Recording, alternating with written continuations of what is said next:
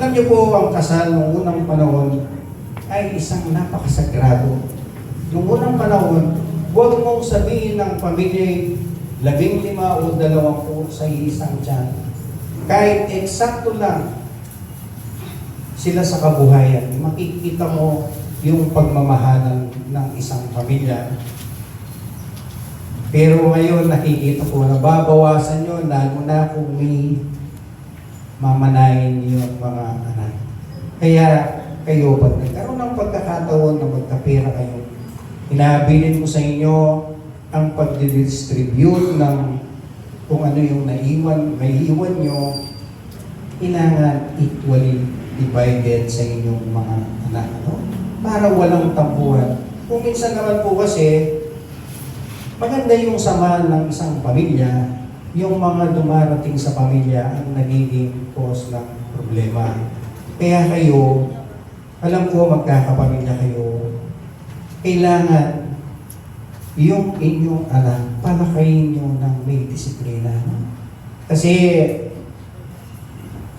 ang taong may disiplina, alam nyo pagdating ng panahon, hindi kayo mahihirapan paglaki ng inyong mga anak. Hindi katulad pag halimbawa, tingnan nyo po ngayon, kung napapansin nyo, kung minsan 1-year-old, napakatigas ng ulo. Pag tinawag mo yung cellphone, listen mo yung cellphone, sigurado mag-aaway niyo. Alam niyo po, may nakikita rin akong konting pagkakamali sa ating magulang ngayon. No? Di po katulad noong unang panahon, maubusan ka ng luha, pero hindi ka papansinin ng mga magulang mo. Hihinto kang mag-isa sa pag-iyak. Hindi katulad ngayon, napakaliit na bagay, nakita mo yung anak mo, o kung apo mo man yan, ang bilis mong,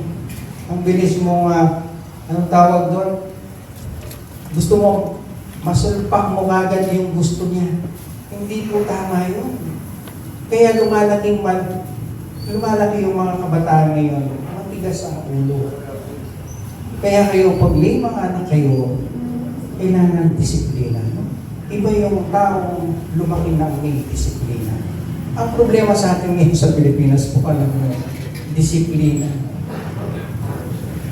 Alam niyo po, kaya kahit mahaba po yung kwentuhan, tingnan mo lang. Isipin mo, minsan napakawadira yung tao.